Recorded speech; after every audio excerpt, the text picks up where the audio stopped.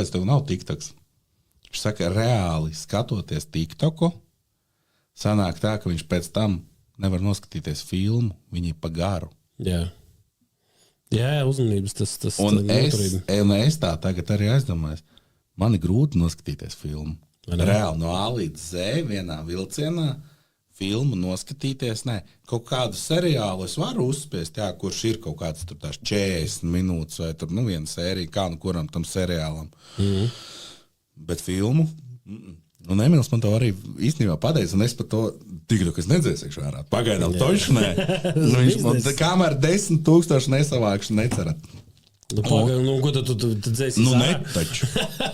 Nē, tad es cik es varētu pārdot TikTok kontu? Nē, labāk tad nepiesakojiet vairs Rolandam, lai viņš tur turpina bakstīties. Nē, es tik smuldu, bet es tad iedomājos arī, ka kad šito Emīls arī teica, ka viņš izdzēs ārā, tāpēc, ka viņš īsie video, reāli pēc tam viņš grib noskatīties kaut kādu Netflix filmu, viņš nevar.